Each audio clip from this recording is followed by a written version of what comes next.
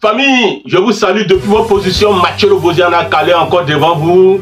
Ce jour, encore sur la même voie, sans lâcher le cordon ombilical de l'Éternel Dieu qui est lié à moi. Et je vous souhaite cela. Mettez votre espoir à l'Éternel Dieu, car c'est lui seul qui va vous montrer la gloire, qui va vous faire voir la vie, qui va vous faire connaître le succès. Mais pour connaître ce succès-là, il faut d'abord s'abstenir à beaucoup de choses. Sur le plan physique, les choses de Dieu sont contraires à celles des hommes. Et, famille, sans trop tarder, je vais vous présenter le message du dimanche passé, actualité oblige. Tu connais, non? Le prophète Jean-Pierre Zograna encore fait fort. Et prends le temps d'écouter le message parce que c'est fort. C'est fort comment? C'est fort parce que c'est la vérité.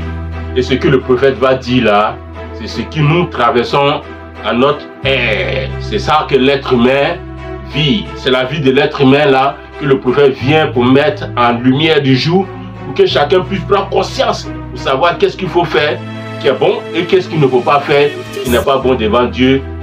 Alors du coup, on se rend compte que ouais, voici un prophète à notre génération qui s'appelle Jean-Pierre Zograna. Bien sûr, qui vient avec tous les signes appelés arc-en-ciel et son nom à l'état physique s'appelle Jean-Pierre Zograna. Donc, chose bizarre, pour ne pas dire qu'il n'y a pas de hasard devant Dieu. Donc, Dieu vient pour confirmer sa parole dans la Bible qui a dit par son ange à ces deux personnes-là que allez, donc Jean et Pierre, dans le temple et tenez-vous et prêchez maintenant la parole de cette vie. Famille, le messager de l'Alliance, Jean-Pierre Zograna, nous donne de comprendre ce qui est écrit dans la Bible. Famille, vous-même, constatez et jugez positivement dans la vérité, quand il s'agit de la vérité. On ne ment pas haut, on ne triche pas haut. Écoutez. Tu dis que toi tu crains la parole de Dieu et tu es plus désobéissant à cette parole. C'est clair que toi tu n'as pas la crainte de la parole de Dieu. Écoutez, famille. Quand ce Dieu parole que tu devais craindre, que tu ne crains pas là, n'a pas aussi ses regards sur toi, ta souffrance. Donc Dieu a ses regards sur la souffrance de celui qui craint lui Dieu parole. Mais celui qui s'en fout de la parole de Dieu, pour ne pas craindre cette parole de Dieu, donc pour ne pas craindre Dieu là, Dieu aussi s'en fout de lui, sa souffrance. Donc la souffrance de qui est-ce qui est pris en compte par Dieu? C'est la souffrance de celui qui craint la parole de Dieu. Ça peut ne pas être normal pour toi, mais c'est le principe de la Bible, de la parole de Dieu. Tu te soumets, tu auras la faveur de l'auteur de cette parole. Écoutez, famille, écoutez tu auras bien, les conséquences ou bien la continuité des situations qui te faisaient tourner autour de la personne de Dieu sans solution. On est clair? Il dit, voilà celui sur qui mes regards seront tournés. Sur celui qui souffre et qui est abattu dans son esprit. Mais plutôt qui prend la peine de craindre ma parole. C'est-à-dire que quand je dis ne vole pas, il dit pas que Dieu a dit, même si je trouvais un semblant de profit dans le vol, parce que Dieu a dit, il ne veut pas ça de moi, parce que ça va salir son nom que sur moi, donc je ne rentre pas dedans, c'est fini. Quand il dit, ne te bats pas, pendant que moi j'aime beaucoup la bagarre, comme Dieu a dit de ne pas, et que moi je crains la parole de Dieu, parce que si papa dit ne pas, c'est qu'il y a une conséquence qui va m'arriver si je faisais, donc moi sans chercher à savoir quelle est la conséquence de vérité, écoutez. Il dit, mais toi là, ta souffrance est ma souffrance, mes yeux seront sur toi. Allons-y. Celui qui immole un bœuf. Alors, au lieu de maintenant de se adonner maintenant à cette crainte-là, qu'est-ce qu'il fait? Il préfère laisser sa vie sans payer un bœuf. Il va venir sacrifier dans la maison de Dieu pour offrir à Dieu. Celui qui immole un bœuf et ce bœuf-là devant Dieu maintenant est comme celui qui tuerait un homme. Dieu considère que c'est un homme qui vient de tuer comme ça, au lieu que ce soit un bœuf que tu as offert. Vous comprenez? Pourquoi?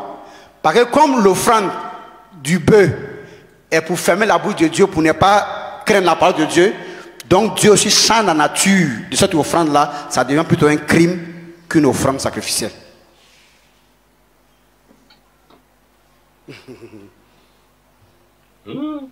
Donc il y a des présents que tu amènes dans la main de Dieu que toi tu ne sais pas. avec peut-être ton pasteur que Dieu a déjà rejeté à cause de l'intention qui t'anime et à cause du but que tu veux accomplir par cette offrande-là, ou bien ce don-là.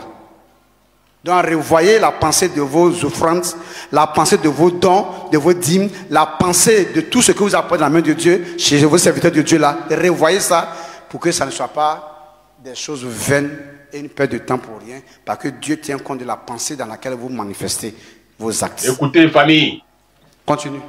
Celui Quelqu'un qui sacrifie un agneau, qui laisse un bœuf, cette fois-ci, ça prend un agneau pour venir sacrifier à Dieu parce qu'il ne veut pas craindre la parole de Dieu pour se soumettre. est comme Il devient devant Dieu comme celui qui romprait la nuque à un celui qui est chien. venu casser la nuque d'un chien dans une assemblée au Dieu. Oh, ça c'est quoi? Pendant que c'est un agneau, ça se présente comme un chien dont la nuque a été cassée. Et là, comment Dieu sabote tout don qui est fait dans le but de corrompre la vérité, qui est fait dans le but de contourner le respect Écoutez, famille, de la écoutez parole bien, hein. de Dieu. Ah, vous comprenez? Deux. Celui, Quelqu'un d'autre qui Qui laisse pré- bœuf et agneau celui Uh-huh. qui présente une offrande et qui s'en va maintenant présenter maintenant peut-être de l'argent, une caisse d'argent même, un chèque à l'homme de Dieu, au nom de Dieu, est comme parce qu'il ne veut pas respecter la parole de Dieu, sera comme celui quelqu'un qui répandrait du sang de porc. il prend le sang d'un animal impur pour venir répandre dans un lieu saint. Son argent là-bas, c'est que ça représente devant Dieu. Donc allez-y voir désormais la motivation de vos offrandes dans la main de Dieu, la motivation de vos dons au pasteur, la motivation de vos dîmes, la motivation va en dépendre de l'appréciation que Dieu fera de vos dons. Lui, il a dit, Amis. chez lui, c'est Temps quoi de il vérité, apprécie. écoutez. Maintenant, c'est quoi il désapprécie.